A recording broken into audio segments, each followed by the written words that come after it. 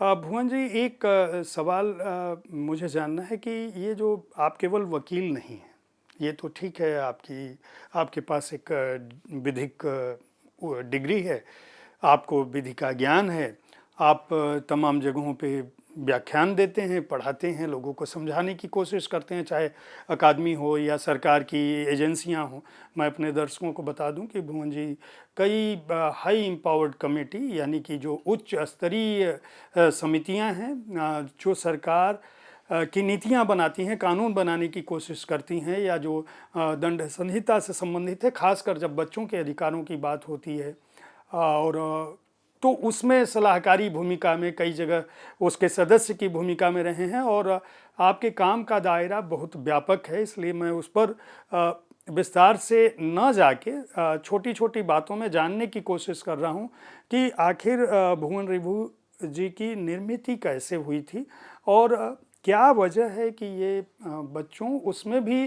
जो बच्चियां हैं उनके विवाह से जुड़े मुद्दों को न केवल राष्ट्रीय आंदोलन के रूप में परिवर्तित कर पाए, बल्कि आज आपके जीवन का संभवतः सबसे बड़ा लक्ष्य है कि ये चाहते हैं कि भारत जो है वह बाल विवाह से मुक्त हो जाए, एक ऐसा राष्ट्र बने जहां जब तक विवाह के लिए निर्धारित उम्र तक नहीं पहुंच जाती है कोई बच्ची, उसकी शादी कोई ना कर सके। उसके रास्ते में क्या दिक्कतें हैं, हमारी परंपराएं क्या कहती हैं, हमारा लोक क्या कहता है, उसकी विधिक दिक्कतें क्या हैं, उसकी सामाजिक दिक्कतें क्या हैं, उसका आर्थिक स्वरूप क्या है, वही इन किताबों में है जिन पर हम क्रमशः बात करेंगे। आपको बचपन मैं एक घटना और जानना चाहूँगा, उसके बाद हम लोग किताब पर आएंगे। मैं जो आपकी सबसे पहली स्मृति है परिवार के समाज सेवा की, आपने माता जी के दादा दादी की बात की, काकोरी कांड की बात की, कैलाशी के काम को सभी लोग जानते हैं। कभी ये स्वतः स्फूर्त था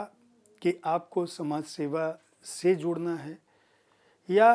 कभी आपको ये खिस भी हुई कि ये एक काम है जो विरासत में हमको मिल रहा है, और जिसके लिए मेरा अपना निज, मुझे यह पता है कि जब आप समाज के लिए समर्पित होते हैं, खुद आपकी किताबों में बहुत सारी ऐसी घटनाएं हैं जब आप कभी किसी दोस्त के जन्मदिन से जुड़े मुद्दे पर कहीं जाना है और अचानक कोई फ़ोन आ जाता है, या आप कुछ अपना निजी काम करना चाहते हैं और कोई बात आ जाती है, तो उस तरह की घटनाओं की कोई स्मृति है? वह कौन सी चीज़ थी जिसने आपको वाकई प्रेरित किया कि नहीं, मैं जो काम श्री कैलाश सत्यार्थी कर रहे थे, या जो काम हमें परंपरा से आया है, वह काम बहुत अच्छा है और इसी में मुझे जाना है? दरअसल ये सच ही नहीं है, ये पूरी बात ही नहीं सोची गई कभी। तो मैं तो कानून की पढ़ाई किया था, कानून की डिग्री थी, कानून मैं चाहता था कि वकालत करूं और वकालत कर रहा था। अगर गाहे बगाहे कुछ सोचा हो तो ये सोचा था कि कानून की पढ़ाई करके और एक एमबीए करके अमेरिका चला जाऊंगा, वहीं कुछ कुछ करूंगा। तो जब मैं वकालत कर रहा था 2004 में एक ऐसी घटना हुई कि कुछ बच्चियों को बचपन बचाओ आंदोलन के साथी छुड़ाने जा रहे थे लखनऊ में। लखनऊ के पास एक जगह है गोंडा, वहाँ पे सर्कस में कुछ बच्चियों को नेपाल से लाके रखा गया था ज़बरदस्ती, जिनके माता पिता उनको छुड़ाने की कोशिश कर रहे थे, और कुछ साथी वहाँ जा रहे थे। हमारी कचहरी की छुट्टियाँ चल रही थी, हम इनको कुछ कानूनी सलाह वगैरह देते रहते थे, तो हम भी साथ चले गए। अब वो वहाँ पे जाके ये समझ आया कि ये जो भी है ये सच नहीं है, क्योंकि वहाँ पे ना जो अधिकारी हैं वो मदद कर रहे हैं, ना पुलिस मदद कर रही है, तो कुछ गड़बड़ सी लगी। उस दिन हमने वो जो रेस्क्यू का विचार था वो त्याग दिया,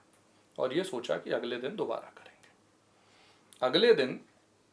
जब सुबह, तो रात को घर पे चर्चा हुई, सब बातचीत हुई, ये हुआ कि भाई इसको किस तरह से करने का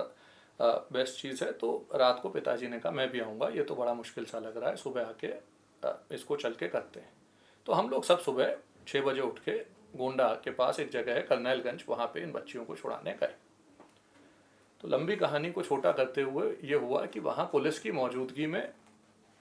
जो सर्कस का मालिक था उसने पिस्तौल निकाल ली और कहा कि मैं आप लोगों को गोली मार दूंगा और उसके बाद हम सब पिटे। तो पूरे जो संगठन के साथी थे उनके ऊपर हमला हुआ, पिताजी की हमारी भयंकर पिटाई हुई और हमको वहाँ खेत में जो है कुछ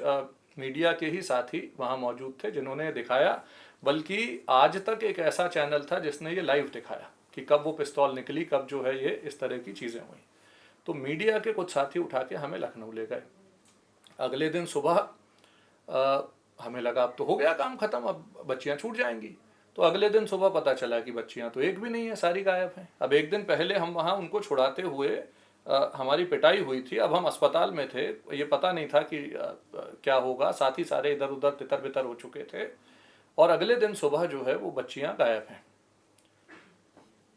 दूसरे दिन सरकार ने कहा बच्चियां थी ही नहीं। चौथे दिन पांचवें दिन लेबर डिपार्टमेंट की एक ये आ गई, उस पर स्टेटमेंट बयान कि ये तो कैलाश सत्यार्थी जी अपना सर्कस खोलना चाहते थे, इसलिए इन्होंने बच्चियों को किडनैप करने की कोशिश की और ये तो पूरा वाकया ही है। तब मुझे पहली बार इस बात का गंभीरता से एहसास हुआ कि भारत में बच्चों की सुरक्षा कानून से कितनी इतर है, कितनी दूर है। न पुलिस, न व्यवस्था, न समाज सेवी, न मीडिया, बच्चों को तो भूल ही जाइए, इनमें से कोई भी ऐसा समाज का वर्ग नहीं था जो कि कानून का सही तरीके से उपयोग करके बच्चों की सुरक्षा की तरफ एक प्रॉपर कदम उठा सके। हमने सोचा एक हेबियस कॉर्पस फाइल करते हैं, हेबियस कॉर्पस फाइल की। सरकार ने ऑफिशियली उसका विरोध किया ये कहते हुए हेबियस कॉर्पस एक ऐसी याचिका होती है हाई कोर्ट सुप्रीम कोर्ट में जो कि किसी के प्रत्यक्षीकरण को लेके की जाती है कि आप इसको लेके आइए जिसे बंदी बना के रखा गया है।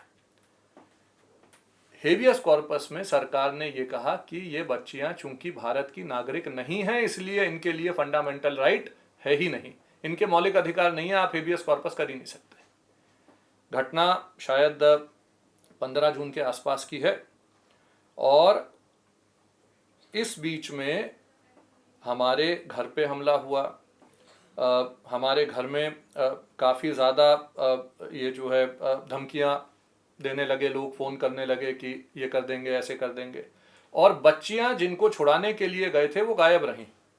लेकिन लगभग 45 दिन के बाद इसी हेबियस कॉर्पस याचिका पे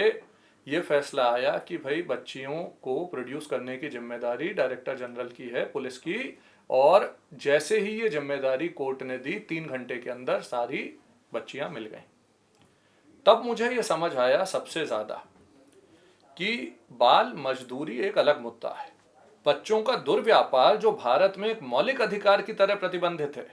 भारत दुनिया के उन चंद देशों में से एक है जिन्होंने संविधान में कहा कि यदि किसी बच्चे का या मानव का दुर्व्यापार होगा तो ये अपराध है, इसकी सजा मिलनी चाहिए। बनिस्पत इसके बावजूद भारत में दुर्व्यापार की कोई परिभाषा नहीं थी और किसी कानून के अंदर ये सीधे तौर पे इन बच्चियों की कोई सुरक्षा नहीं थी। तो मैंने लगभग 6 महीने के बाद इस घटना के 10 दिसंबर 2004 को एक संगठन का निर्माण किया जिसका काम यही था कि वो मानव दुर्व्यापार पे काम करेगा और इसकी परिभाषा को एक अपराध बना के भारतीय दंड संहिता में लाने की कोशिश करेगा। तो ये हम पे ईश्वर की अनुकंपा रही, आशीर्वाद है सबका कि 2013 में हम ये करने में कामयाब भी रहे। और आज भारत में धारा 370 है भारतीय दंड संहिता की जो ट्रैफिकिंग को, मानव दुर्व्यापार को परिभाषित करती है और ये सबसे ज़्यादा सख्त कानूनों में से एक है जिसमें उम्र कैद की सज़ा है, और उम्र कैद का मतलब है सारे जीवन की सज़ा। तो ये करने का एक जो जिसे कहते हैं पुश, वो इस मजबूरी में निकला कि ये एक इतना बड़ा गैप है जिसको भरने का काम कोई कर ही नहीं रहा। जो क्रिमिनलाइजेशन है बच्चों की सुरक्षा का, जो क्रिमिनलाइजेशन है दुर्व्यापार का, ट्रैफिकिंग एक ऑर्गेनाइज्ड क्राइम है, लेकिन उसको संगठित अपराध की तरह देखने वाले ना कानून है और ना उस पे लड़ने वाले लोगों की